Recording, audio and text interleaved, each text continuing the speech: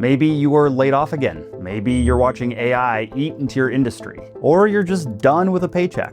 Either way, franchising is what a lot of people are looking at right now. I represent over 600 brands in every industry you could think of, and my whole job is matching people to the right one. In the next few minutes, I'll walk you through the 8 main categories out there and what might fit somebody in your position. Let's get into it. Let me start with home services because it is the biggest category in franchising and the one people underestimate the most. It's such a huge space that I'd like to break it down because every brand in it is doing one of 3 things. Some examples of enhanced home services include basically anything that's going to make your home tangibly better. So this could be building a deck or an outdoor patio. It could be lighting for the house. It could be like new concrete. It could be a kitchen or bath remodel. There are so many different options here, but enhance basically comes down to how are you making something tangibly better? So the second thing we have is maintain. These are going to be your simple, stable services. Think landscaping, pest control, pool maintenance, cleaning, etc. It's going to be consistent, stable revenue happening every week,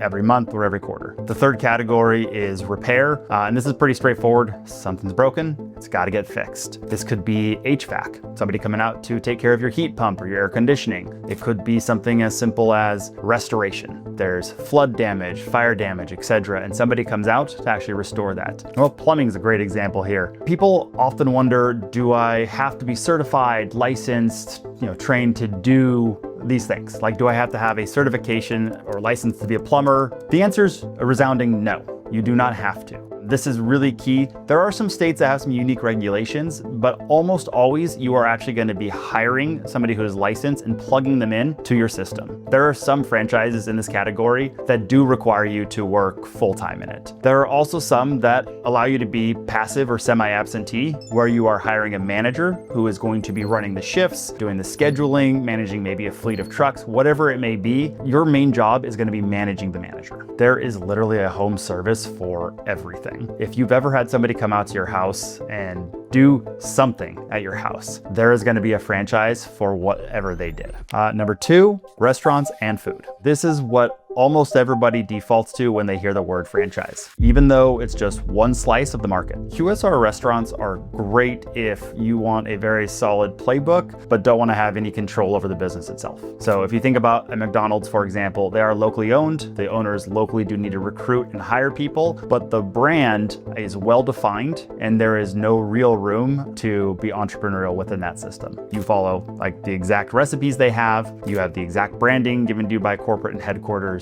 which can be great if you're looking to buy multiple locations. You want a simple plug and play system, but if you want to have any sort of say over the direction of the business, there's just not a lot of flexibility. Honestly, what I find most interesting about food concepts, if I were to start a franchise, it's not what I would do, but it never ceases to amaze me how many people have a real passion for food, are very excited about being able to plug into a system like that. And my job is to find the right match. So I'm happy to do that, whether it's a smoothie place, whether it is a specific artisan bread company, or it's a full service restaurant. Food concepts in general, the owner is going to be in charge of hiring with assistance from the franchisor, retaining employees, managing schedules, things like that. In terms of actual control day to day, there's going to be some areas where you can build marketing or referral relationships potentially. Like if you have a smoothie place, you're working with the gym, but ultimately this is one where it is truly plug and play. You just need to find the right people to staff. A restaurant business can be great if you have specific experience in the restaurant industry. If you have successfully worked with a general manager before who has run multiple restaurant locations. Typically speaking, a full service restaurant is a tough business to start in. There are always exceptions to this rule, but I would urge caution. Now, on the other hand, if it's more quick serve, if it is something smaller footprint, the franchisor is helping you find the location, something like that can make sense, but a full service restaurant is a lot of work. Third on the list is senior care. This is the one that people don't even realize is a franchise category. Most people, like when they think about senior care, they assume that you're dispatching like nurses and doctors to actually go into somebody's house. And this is really rare. In franchising, the vast majority of senior care is going to be in-home non-medical care, routine personal care. It could be driving seniors to appointments with the doctor. It could be companionship care. It could be 24/7 live-in care, but again, not with the medical component there to really support that person in their day-to-day tasks. It's important to note you do not need a nursing or healthcare background to own one of these. In fact, the vast majority of franchise owners in this space have no medical or no nursing background. So when talking about senior care, there's quite a few different categories that we can look at. There's the in-home non-medical care. Importantly, it doesn't require a physical location. There is residential care, where you have a physical location, people are going to and getting actual medical treatment. There's not a lot of franchises I work with in this space, but it does exist. There's also adjacent services like aging in place services. So when you think about yourself, your parents, your grandparents, they're probably gonna wanna stay in their house. And there are services where you can actually install grab bars, ramps, non-slip flooring, stair lifts, etc. to help them stay where they are. And there is no medical care involved with this. There's also estate sales. So somebody who does want to downsize or somebody who is moving into assisted living location, in those scenarios, they need everything in their house to be sold. So there are companies that come in that actually help them in the emotionally difficult times in a family's life. They actually help them transition out. Their new place, they'll keep what's really important and actually get it set up for them. But everything else in their house, they'll go ahead and take out, sell, and make it ready so that the house itself can be sold. Non-medical senior care is in-home. Typically, they do require a small office location where you can actually meet with families. Every senior care franchisor that matters is going to want to understand what sort of passion you have for this industry. They are not looking for people who are just trying to make money off of old people. They want to make sure that they're working people with have a real heart and an empathy for seniors. Senior care is a massive industry. 10,000 people turn 65 every day, so it's going to continue to grow for the foreseeable future. That population is set to double in the next 15 years. This is an expanding, growing category. There are significant opportunities within. Then we have pet services. This one has grown into a category with a dozen variations, not just the obvious ones. Some of the pet services that you can start today are things like doggy daycares.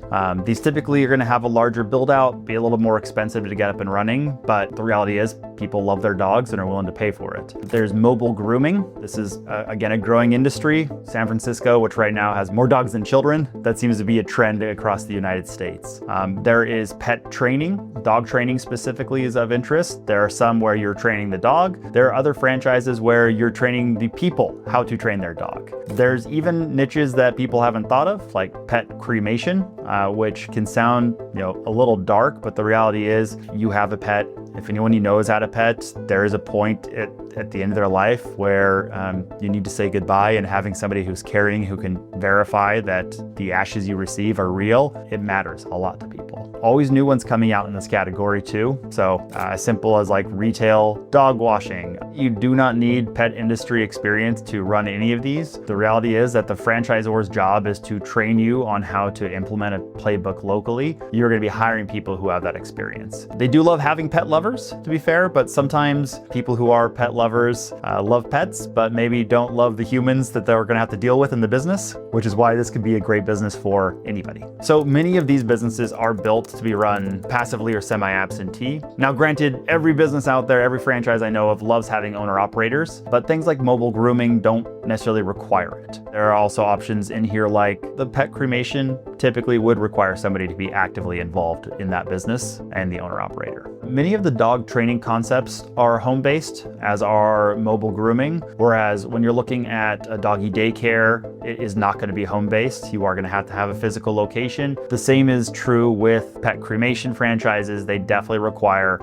some sort of physical location that you are actually doing the cremations out of. Pet services like senior care is a growing industry. There's growing demand. A client years ago said something to me that cracked me up, and that is people spend money on their children and they spend money on their pets, but they never regret spending money on their pets. All right, quick thing. Want me to help you figure out which of these categories actually fit your situation? The link is in the description to book a 30-minute call. I'm not gonna pitch you. We'll walk through your goals and where you would land across these categories. I'm compensated on the back end by the franchisors, so from your end, there's no cost. Here's what almost everyone misses. The first 4 are the ones most people already know exist. The next 4 are categories that candidates have never even considered until we start talking. 5th is automotive, and there is a lot more happening here than just oil changes. You're gonna have full service repair, you're gonna have tire franchises, etc. These are always gonna be a staple part of the auto industry. Additionally, you have things like tinting franchises, where it's window tinting. It could be audio equipment that's being installed in cars. Could be detailing, in-house or mobile. Well, let's just say there's some interesting concepts right now around charging for electric vehicles, and there are also ones that are more auto adjacent, things like pavement striping. There's also like spray-on bedding. You don't have to be a car person to own these, but you are going to need a manager who knows what they're doing. Concept I'm aware of in the EV charging space, which is a lot like a vending machine, but for charging an electric vehicle. So an example here, like you work with a business to put in a electric vehicle charger. Somebody comes, they are shopping, at a grocery store, let's say, they plug into it, you're charging for that time and splitting revenue with the business itself. Fitness comes next. This category covers a lot more than the boutique studio down the street from you. In this category, you definitely have your standard gym that's open 24/7. Besides the standard gym in this category, you're going to have your boutique concepts. So things like yoga, Pilates, even fitness that's more geared towards people over 50, so they're comfortable in a gym. Additionally, you're going to have things like sports training franchises, where athletes come in who want to really up their game and get specific protocols so they can do that. So fitness has a mix of both opportunities that are more semi-absentee and owner-operator, though the vast majority do want somebody to be full-time. Compared to other franchise types, this can be real estate heavy. So especially if you're doing like a full gym, it can be a small space, like 3,000 to 5,000 square feet that you're leasing out. But there's also ones that are mobile, like in-home personal training, where personal trainers are dispatched to people's homes, or even corporate events or corporate centers. The biggest misconception I see about fitness franchises is that they're a fad and they're going to go away. 7th is beauty and personal care, which is bigger and more varied than most people expect. There are franchises for everything in this space. There are franchises for hair, nails. There are going to be franchises for just personal care in general. There can be nutrition-related franchises. There are IV drip related franchises. There are lashes franchises. I mean, it is truly a massive category. If there's something that you're trying to improve or change cosmetically, whatever it may be, there's going to be a franchise for it. As an owner, you do not need a beauty license or an esthetician's license, etc. The staff you hire absolutely do have to have it. There are also franchises in this space where you can do a salon suite. So basically you are building out a commercial location where estheticians, people who want to start their own hair salon, people who do nails, etc., come to and lease the space from you. Big misconception that this is more sectioned by gender. Like there is some of that, but often, like, I work with male owners who really find these niches interesting because they are very specific and they have well-defined marketing around them. It is a tough industry to break into, precisely because you have larger franchise brands that are established, have national branding, national support, and then are just run locally. So again, it's the kind of thing that a lot of people do try, they do go into. Some people succeed, but the reality is there's a reason everyone's heard of Great Clips and Supercuts, but not, your friendly neighborhood esthetician. And to close it out, business services. These are franchises where your customer is another business, not a consumer, and they usually have the lightest real estate footprint of any category. There are businesses where you're doing like hydraulic hose repair. There are ones where you're doing, refueling for a business. So you're bringing fuel to them. There are ones where you're doing janitorial services or facilities maintenance. Cleaning in general is actually a big part of this. There's also ones like the UPS store, which serves both B2C and B2B. Along those lines, you have mail, packaging, and shipping for small businesses. You have graphic design, SEO. A lot of them are beginning to lean into AI, print marketing. I mean, there is, again, a franchise for just about every business service that you can consider. You have to be prepared to do some hunting for new business. A lot of times, though, this doesn't come from pounding doors down or cold calling businesses. It comes from relationships you have in the community. So, prior job, you were on business boards, or if you worked at a school board or were part of the PTA. A lot of these just community events and groups that you can be a part of give you real leverage to start a B2B franchise. These can be home-based and they can require a small office.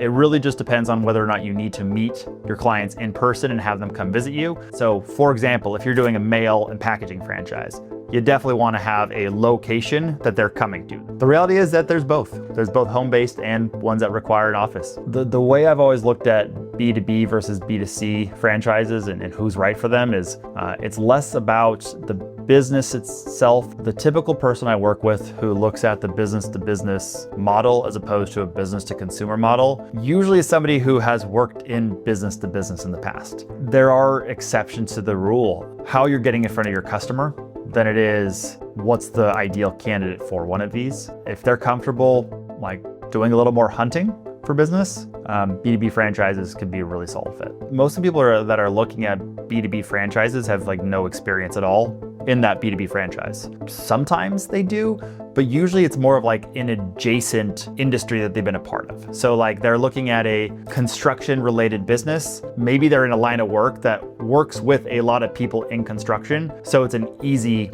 transfer for them to do a B2B business that works with construction sites. The reality is like you don't have to have experience, and very rarely do people have direct experience in the franchise they go into. I've been talking about this like it's in a silo, but to be clear, there are plenty of opportunities that mix both B2C and B2B, so business to consumer and business to business opportunities. So maybe it's residential and light commercial cleaning that you're doing, just as one example. So it can be a mix. It doesn't have to be either or. For anyone who's watched this and thinks a couple of these categories are interesting, click the link in the description to book a free 30-minute call. We'll walk through which ones make the most sense for you personally. There's no cost, no obligation. See you on the call.